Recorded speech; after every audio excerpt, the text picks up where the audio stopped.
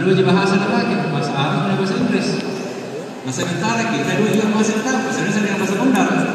Dokter yang tinggal di sana, sama gambarannya kira-kira kalau dua pesawat jatuh mati semua. Di Arab Saudi. Tolong Bapak Ibu ya, perhatikan. Kalau bilang kasih bawa payung kalau siang, dan kalau tidak bawa masker, dan keluar kalau tidak bawa. Jadi petugas program. Apalagi kalau jamaah haji pergi tidak bisa, dan itu petugas program tidak tahu kemana. Dari yang berapa ini? Dengan Pak Arif Basuni, jangan lama lagi. Tapi ini sudah jangan jangan dimana. Petugas kesehatan kota, kita rombongan pekerja dan teman-temannya itu secara hanyalah 9 yang meninggal.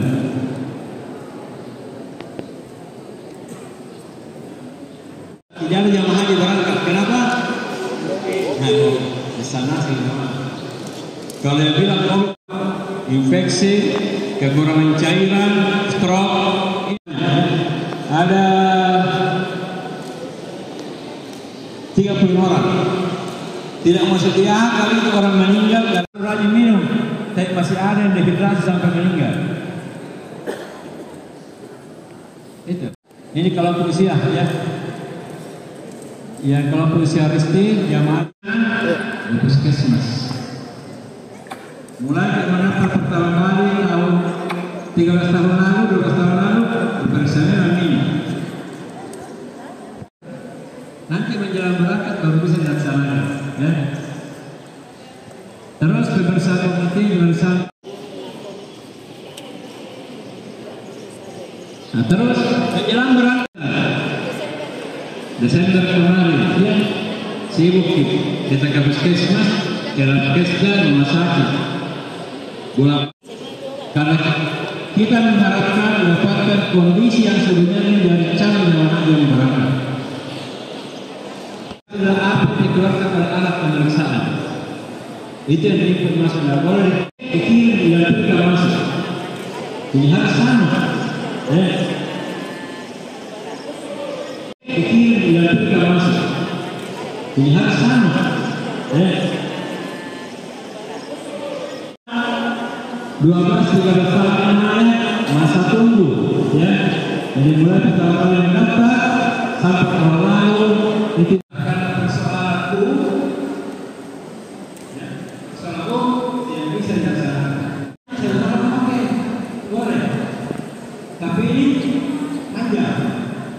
Dari Desember kemarin, itu datang keluar calon jamaah haji, ya, keluar namanya sampai penetapan Institut Kesehatan kemarin sebelum puasa bulan puasa usia mungkin kasih masuknya aplikasi ini sekolah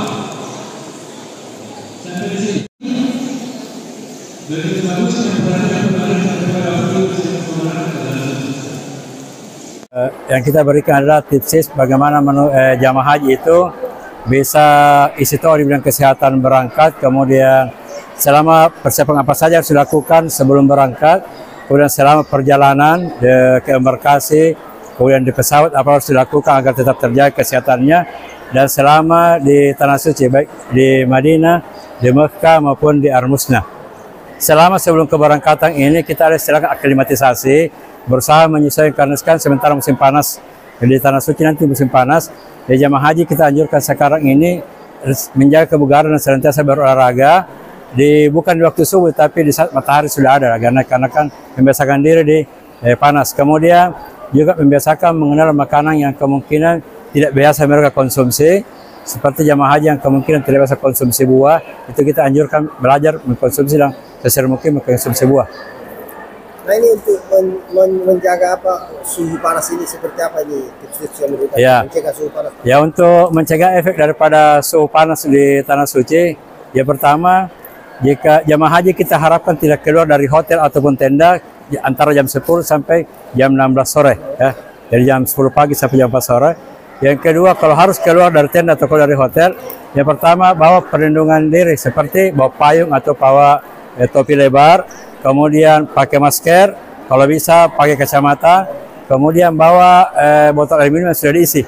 Yang lebih bagus sih sebetulnya kalau itu berupa semprotan, di mana fungsinya ada 3.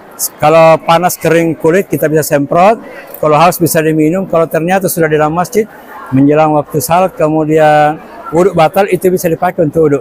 Jadi kita anjurkan botol aluminiumnya itu yang berupa semprotan itu diisi dengan air Zam-Zam. Jelajahi cara baru mendapatkan informasi. Download Metro TV Extend sekarang.